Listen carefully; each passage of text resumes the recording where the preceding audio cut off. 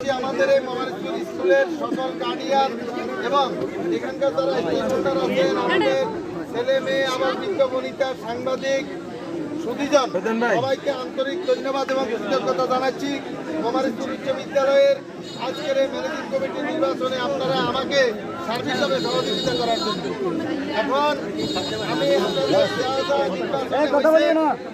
Result দিচ্ছি। আজকে এখানে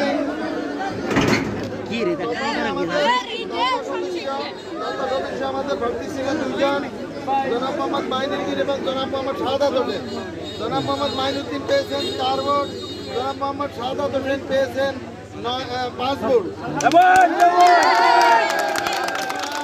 মোহাম্মদ শাহাদাত হোসেন পিতা মৃত আহমদুল্লাহ, গ্রাম মোবারকপুর, ডাকঘর মাতুমিয়া দাগরমিয়া ফেনী, ওনাকে আমি বেসরকারিভাবে নির্বাচিত ঘোষণা করলাম। সংরক্ষিত মহিলা অভিভাবক, এখানেও দুইজন প্রার্থী ছিলেন। আপনাদের টোটাল ভোট ছিল 433 ভোট, কাস্ট হয়েছে 349 ভোট। তোর মধ্যে জনাব নীলুফা খানম পিঙ্কি, উনি পেয়েছেন 234 ভোট। উনি পেয়েছেন 76 ভোট। জনাব নীলুফা খানম পিঙ্কি স্বামী মতিউর রহমান চৌধুরী, গ্রাম মোবারকপুর, ওনাকে সংরক্ষিত মহিলা অভিভাবক নির্বাচিত ঘোষণা করলেন। শিক্ষকদের মধ্যে নির্বাচন হয়েছে 14 জন শিক্ষক ছিল, আমাদের 4 জন প্রার্থী ছিল। তার মধ্যে জনাব অনিমেষ দে, উনি পেয়েছেন 6 ভোট। জনাব এমাম হোসেন, উনি পেয়েছেন 2 ভোট। জনাব মোহাম্মদ মোবারক হোসেন, উনি পেয়েছেন 9 ভোট এবং জনাব মোহাম্মদ রাফিউল ইসলাম, উনি পেয়েছেন 9 ভোট।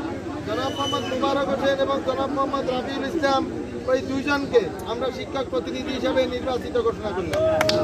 সর্বশেষ যেটা নিয়ে আপনারা খুব উৎকণ্ঠিত, আমাদের সাধারণ অভিভাবক, এখানে মোট 9 জন প্রার্থী ছিলেন। 9 জন প্রার্থীর মধ্যে আমরা প্রথমেই বলেছি যে 349 ভোট কাস্ট হয়েছে।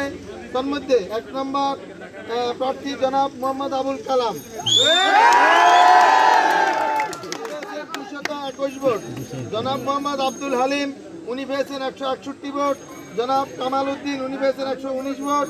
জনাব তাজুল ইসলাম, উনি পেয়েছেন 112 ভোট। জনাব নুরুল করিম, উনি পেয়েছেন 53 ভোট। জনাব মোহাম্মদ নুরুল হুদা হুদান, উনি পেয়েছেন 157 ভোট। জনাব শেখ আবদুল্লাহ, উনি পেয়েছেন 79 ভোট। জনাব রহিমুল্লাহ বাবুল, উনি পেয়েছেন 191 ভোট। জনাব রফিকুল ইসলাম, উনি পেয়েছেন 22 ভোট।